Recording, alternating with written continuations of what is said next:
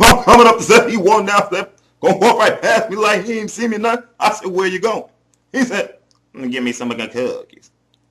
This shit sounded funny. I want to hear it again. I said, what you say? He said, give me some milk and cookies. I said, little boy, it's too goddamn late for some goddamn milk cookies. I take your ass upstairs and get into bed. So he gonna walk his little ass upstairs. You know, little young one, the ringleader, she gonna say, where the cookies and shit? Little hag gonna sit here and tell her, him downstairs. Who the fuck is him? Like, I got no motherfucking name or something. So all of a sudden, little one gonna sit here and say, I go get this shit myself. So she marched her little bow-legged ass down the steps. You know, I go hide off in the corner or something.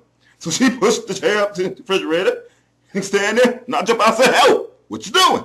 She said, I'm gonna get me some milk and cookies. I said, you ain't heard what I heard, little boy, you couldn't have no goddamn milk cookies? You ain't heard me when I told little faggy you couldn't have no goddamn milk cookies? Take your little ass upstairs and get in the bed. So she gonna look me up and down. And I packed up, I know what that means. I said, let's move. Let's motherfucking move. What's up, y'all? This your boy, Mr. Black Magic, coming at you for this week's installment of Get Your Knowledge On. This week's topic is the current state of our youth. What I find interesting about, these kids these days, they have, like, no coof.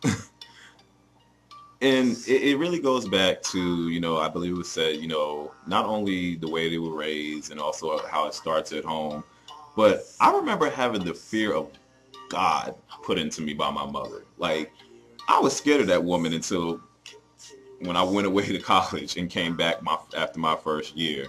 Like, there were certain things like, she would sit there and tell me with my license, don't take my car and go outside of the city. And I would not leave the city. Like, I was literally scared of her.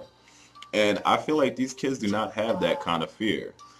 But, there's another dynamic that actually hasn't been touched upon, and that really is that in this day and age, at least within, I would say, this generation, I would say, you have basically kids raising kids. Many parents, first of all, you have the home structure of where you don't have the father and the mother, you have a single parent, generally the mother. And because they're younger and that family structure is not there, I find that a lot of these younger kids growing up, say, I guess the 90s, late 90s, especially in the 2000s, they do not have that kind of moral compass to sit there, and be like, okay, this is wrong. I shouldn't be on a train acting a fool, acting all loud and rowdy. I shouldn't be involved in certain activities. It's just the moral compass is just totally out the window. And there's, again, are certain things that were instilled in me when I was young, like that even have followed me to this day. In the workplace, I'll meet like an elder, especially if they're, a minority, but any elder. But, they'll sit there and be like, hello, nice little handshake. And they'll be like, my name is, Susie Matthews. And I'll be like, okay, Miss Matthews, it's nice to meet you. A lot of times nowadays you have these kids that be like, hey, Susie. It's like, there's absolutely no respect.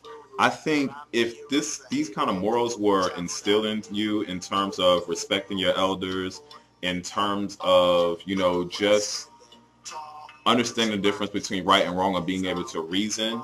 And where you get this from is just things that are ingrained from you. Like, children to me are like plants. Like, if you water them or give them, the basic nurturement as they grow, and you have to start off early, you'll have a child come up. By the time that they're teenagers, they're respectful. They'll be able to make proper choices, i.e. respecting themselves to know that I can mess up my life, or not mess it up, but make my life much harder if I, get pregnant early, or if, as a male, get a female pregnant early, or, I can mess up my life hanging with the wrong crowds, or, it's just things that you learn that's instilled within you, the right and wrong thing. And the problem that I find with parents nowadays, you can't sit there and try to instill these kind of values in your children when they're 12, 13, 14, 15, and 16.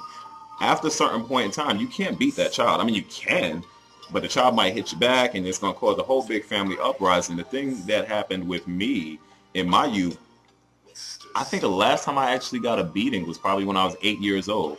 After that, my mom started seeing different things that I was interested in, i.e. bowling, i.e. going to hang out with friends and stuff like that, video games.